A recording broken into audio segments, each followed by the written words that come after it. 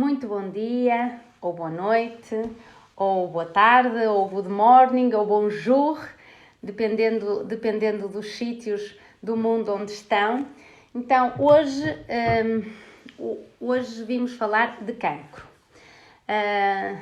O meu nome é Ana Moreira, eu sou médica, trabalho numa área que se chama Medicina Integrativa e a medicina integrativa pretende tratar exatamente algumas patologias de uma forma um bocadinho mais holística. Então, esta semana tivemos uma palestra sobre o cancro, sabendo nós que o cancro é um grupo de doenças que, no fundo, o que têm em comum é um desenvolvimento de células anormais, uma proliferação anormal de células, que são mais de 100 doenças e que devemos, quando falamos em tumores, nem todos os tumores são cancros, porque existem os tumores benignos, existem os tumores malignos. Os tumores malignos são aqueles que têm a capacidade de infiltrar outros órgãos e tecidos, e os tumores benignos normalmente não representam qualquer perigo para a vida desta forma. Existem muitos tipos de cancro, como o carcinoma, o sarcoma, a leucemia, o linfoma.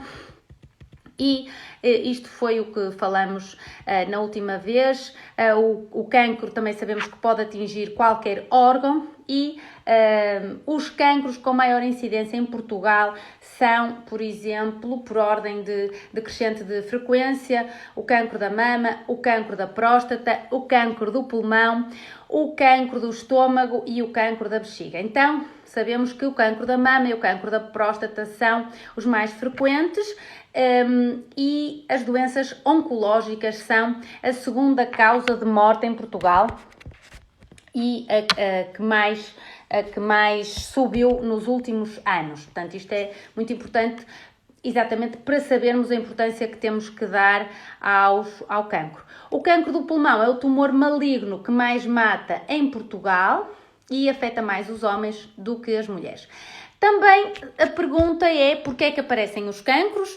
O cancro não tem uma única causa, então sabemos que há diversas causas. Há as causas externas e há as causas... A 90% dos cancros estão associados a causas externas. As causas externas são as causas do meio ambiente que aumentam o risco de diferentes tipos de cancro. Então, isto foi o que falamos da outra vez e, digamos, podemos falar, portanto, em causas evitáveis, como, por exemplo, o consumo do tabaco, como, por exemplo, a obesidade, o excesso de peso, os agentes patogénicos, o sedentarismo.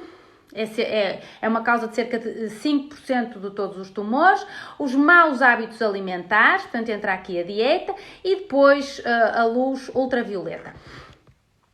Portanto, aqui falamos em prevenção, como é que nós prevenimos estes cancros que aparecem por, podemos lhes chamar então as causas evitáveis. Bom, mas hoje vimos então falar de algumas coisas, de alguns pormenores que me parecem importantes e que são importantes na prática clínica. Para nos assustar um bocadinho, sabemos que, segundo as estatísticas atuais, 1 em cada 2 pessoas vai ser diagnosticada com cancro ao longo da sua vida. E, portanto, em 2020, em todo o mundo, de todas as idades e de ambos os sexos, sabemos que foram diagnosticados 19 milhões de cancros em todo o mundo. E, portanto, quando nós falamos de cancro, também falamos de cancro e falamos da inflamação crónica, já falamos disto, já explicamos que o cancro tem muito a ver com a inflamação crónica e já a revista Time do ano 2000 falava que a inflamação era o secret killer, não é? Portanto, aquilo que nos pode levar a uma morte, mas silenciosa. E sabemos que a inflamação crónica está na etiologia de várias doenças ao longo da nossa vida, como por exemplo doenças cardiovasculares, como por exemplo o cancro, como por exemplo diabetes, como por exemplo doenças do foro renal, doença autoimune, doença neurodegenerativa. Então esta inflamação é importante que saibamos que passa também durante a gravidez, porque há um código inflamatório exatamente que leva a umas alterações epigenéticas, e estas alterações epigenéticas são as que levam a que apareça uma série de determinadas doenças. E é muito importante que nós saibamos também que há uma definição nova, relativamente nova, que se chama expossoma. O expossoma é o conjunto da exposição que eu tenho ao longo da minha vida, de fatores químicos, biológicos e físicos, a começar no período pré-natal. Ou seja, todos os fatores que eu tenha tóxicos ao longo da minha vida vão fazer com que haja uma determinada toxicidade que faz com que isso seja o meu pool de agentes tóxicos e que depois me vai levar a determinadas alterações, nomeadamente a alterações inflamatórias que podem estar na origem do cancro, por exemplo. Então, e o que é que são estas... Qual é este conjunto de toxicidade? Temos, por exemplo, os campos eletromagnéticos, temos, por exemplo, a poluição, temos, por exemplo, os pesticidas, temos os contaminantes da comida, os contaminantes do solo, os contaminantes da água, temos a ocupação a exposição ocupacional, ou seja, onde eu trabalho, a toxicidade que possa haver, e depois tudo o que seja do ecossistema, como por exemplo a densidade da população com a poluição, o tabaco, o álcool, a atividade física ou a inatividade física, e tudo isso vai concorrer para este expossoma, para este conjunto de toxicidade que eu tenho. E também sabemos que tudo o que leve à inflamação crónica ao longo da vida, concorre para determinadas doenças. E o que é que pode levar a esta inflamação? Por exemplo, as infecções crónicas levam à inflamação crónica, a inatividade física, a obesidade, a disbiose intestinal, as más dietas, a dieta inadequada, a dieta inflamatória, o stress crónico e a insónia ou o sono perturbado levam, de facto, a um estado inflamatório crónico que pode levar, entre outras coisas, a cancro, mas também a doença cardiovascular, a diabetes, a síndrome metabólico, a doença neurodegenerativa. Portanto, isto já falei imensas vezes. Mas o que é relativamente novo e que saiu na revista Nature de Imunologia é que há realmente os fatores genéticos, que são aqueles fatores que podem levar ao aparecimento de um cancro. Se eu sei que a minha avó, a minha tia-avó, a minha mãe, o meu pai tiveram cancro, então eu estou mais sujeita a ter um cancro, mas também os fatores chamados antigamente ambientais e que agora nós chamamos fatores epigenéticos, que são por exemplo, a toma de antibióticos, o tabaco, algumas cirurgias, o stress, as infecções de repetição. Isto vai levar a uma fase inflamatória, que começa por ser inflamatória do intestino e que depois leva a uma cronicidade que pode favorecer um ambiente que me vai fazer ter um determinado cancro. Então isto é muito importante porque existem os cancros que não são relacionados com a inflamação. Eu tenho, por exemplo, os cancros relacionados com a inflamação que podem ser a iniciação tumoral, digamos, da carcinogênese, é iniciada por fibrose, por autoimunidade, por químicos, pelo tabaco, pelo álcool, pela dieta. Tudo isto com um determinado microambiente, que é o chamado microambiente tumoral, em que pode-se levar. Então, é muito importante também sabermos que o cancro, quando se inicia, ou digamos um conjunto de células neoplásicas, quando se inicia, pode de facto levar à proliferação tumoral, que depois pode ou não levar à colonização metastática, ou seja, eu vou ter aquele cancro espalhado para outros sítios, mas também esse conjunto de células neoplásicas, se o meu sistema imunitário está a funcionar em condições, eu vou ter a eliminação daquelas células e, portanto, não chega a haver um tumor propriamente dito.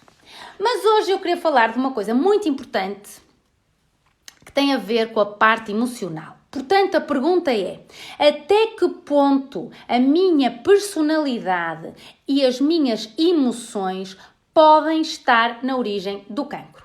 Então, descobrimos aqui um artigo de 1989 que fala realmente que a expressão emocional pode ter alguma importância no início do microambiente tumoral e na progressão de um tumor. Então, existem já evidências de que fatores psicossociais, a expressão emocional, pode estar diretamente envolvida no início e na progressão do cancro. E isto foi feito um estudo em que se fez uma revisão de 18 estudos. Mas há um estudo mais recente, do ano 2000, de Kansing Nursery, que demonstra claramente que existe uma evidência que a raiva suprimida é um precursor para o desenvolvimento do cancro e também um fator na sua progressão após o diagnóstico. Portanto, quando nós falamos nisto, sabemos também que a depressão e a ansiedade podem ter um papel etiológico e de prognóstico no cancro. Então, isto é muito importante porque isto faz-nos explicar o que seja uma personalidade do tipo C, que é uma personalidade em que as pessoas têm uma baixa autoestima, que vivem genericamente com medo, que têm muito ressentimento porque exatamente abafam as suas emoções, e estas pessoas normalmente põem sempre os outros em primeiro lugar. Isto significa que o medo, de uma forma geral, nós sabemos que causa uma parálise do sistema imunitário, como se o medo pode pôr em greve o meu sistema imunitário. Então, o stress, o cancro e a imunidade, sabemos que têm uns desenvolvimentos espetaculares. Este artigo que vos estou a dizer é de 1991, portanto tem exatamente 30 anos. Então, em 1991 já houve um artigo chamado Stress, Cancer and Immunity, em que de facto o que dizia é que o curso clínico, o desenvolvimento da doença é influenciado por fatores psicossociais e pelo estilo de vida, e que o risco de recorrência do cancro e de metástases é influenciado pelo aquilo que foi o determinado stressor, aquilo que levou a. E realmente isto provou que indivíduos com um prognóstico mais favorável são aqueles indivíduos que nós chamamos com espírito de luta, que têm um grande potencial para então sobreviver a um cancro, independentemente do prognóstico. Então, nós sabemos que uma crença não é apenas uma ideia que a mente possui, é uma ideia que possui a mente, e a pergunta que vem a seguir é se o stress causa cancro. Então, a Organização Mundial de Saúde, de facto, classificou o stress como a epidemia de saúde deste século. O stress é um mecanismo fundamental de sobrevivência e desenvolvimento da espécie humana, e nós sabemos que hoje o stress é a nossa família, é o nosso trabalho, é as filas do supermercado, é o trânsito. Então, o stress é muito importante como precursor do cancro e tem a ver naquilo que chamamos a patogênese do cancro. Bom, então, o stress psicológico é um fator de iniciação e de progressão do cancro. O stress nós sabemos que é uma parte inevitável da nossa vida e o stress também pode levar-nos, se nós o soubermos manejar bem, a ajudar-nos no que se chama a resolução do cancro. No livro do Dr. Leonard Caldwell, ele diz que o stress emocional é a causa radical do cancro em cerca de 80% dos casos. Mas o stress, nós estamos habituados a pensar em stress porque temos muito que fazer, muito trabalho, mas o stress também existe o stress emocional e o stress mental, que é o do viver contrariado. O que é isto de viver contrariado? É quando eu estou na minha casa contrariada porque me dou mal com o meu marido. É quando eu estou no meu trabalho contrariada porque eu não gosto do meu trabalho. É quando eu assumo compromissos contra mim mesma que eu não quero. Quando eu vivo em constante preocupação, em dúvida ou em constante medo daquilo que vai acontecer. Quando eu tenho uma ruminação negativa na minha cabeça, eu estou sempre a pensar no negativamente ou com pessimismo. Quando eu coloco os outros em primeiro lugar. Quando eu tenho uma relação que eu sei que é prejudicial para mim, seja uma relação amorosa, seja uma relação com os meus amigos, seja uma relação tóxica com a minha família, então isto faz-me viver em stress, num stress emocional. E estas emoções não expressas, quando eu não consigo expressar isto, ou quando eu tenho um trauma não resolvido da minha vida, estas emoções encontram uma forma de sair que é aquilo que vamos chamar um ambiente tumoral, que depois pode levar a um tumor se houver um conjunto de outras circunstâncias que então favoreça isto. Então, porquê é que é muito importante nós falarmos disto? Porque eu posso fazer escolhas para remodelar a minha paisagem psicológica, ou seja, o meu mapa mental e a realidade do meu dia-a-dia. Eu posso ver o copo meio cheio ou meio vazio, quando simplesmente eu sei que a água está por meio do copo. Então, por exemplo, Laura Bond, no livro A Mãe Não Vai Fazer Químio, diz que então, um ingrediente essencial para eu me manter saudável é eu permanecer no meu presente. Bom, então, isto era mais ou menos o que eu tinha para vos contar hoje. Esta palestra tem continuação, porque entendemos que são algumas coisas, digamos, com alguma dificuldade em lidar, nomeadamente quero-vos falar na próxima vez na leitura biológica do cancro. A leitura biológica do cancro tem a ver com uma área da medicina chamada a medicina germânica. Foi criada pelo Dr. Reich Hammer em 1935. Ele fez um conjunto de estudos em oncologia na década de 70 e morreu-lhe o filho com 18 anos e a sua própria experiência com cancro, 3 meses após este evento, fez com que ele de facto começasse com investigações clínicas e chegasse à conclusão de que a mente, os sentimentos, os traumas que se desenvolvem estão muito conectados, e falou nas leis biológicas e que basicamente o que falam é que para cada tipo de tumor existe uma emoção associada e existe um trauma associado, e portanto é isso que nós temos que pensar e falar com as pessoas que têm cancro para podermos ajudar então nesta resolução do conflito.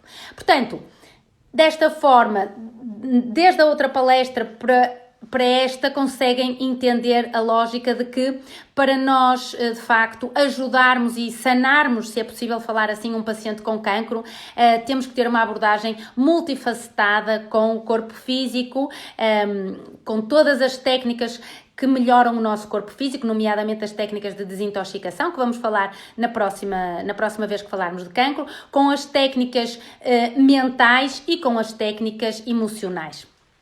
E, portanto, da próxima vez vamos falar do exercício físico, da dieta, isto como parte fundamental para evitar e tratar o cancro, a gestão do stress, o microbioma intestinal, porque é que isto é importante para nos mantermos saudáveis, e depois como é que os pesticidas, os metais pesados, as radiações eletromagnéticas podem afetar-nos no nosso dia-a-dia e as técnicas e os tratamentos complementares para podermos atingir uma cura. Portanto, algures nos próximos dias me aguardam que eu vou ter mais novidades. Esta minha tentativa de vir falar sobre esta doença é porque realmente, como ouviram no princípio, nesta geração, 1 em cada 2 pessoas terá cancro ao longo da sua vida. É uma coisa que ainda assusta muitas pessoas, assusta muito o ser humano de uma forma geral, e por isso vamos tentar, com isto que estou a tentar vos explicar, de como é que nós podemos chegar a um ambiente tumoral para que depois o possamos evitar, cada um na sua vida. Então foi um prazer que estivessem aí e até à próxima.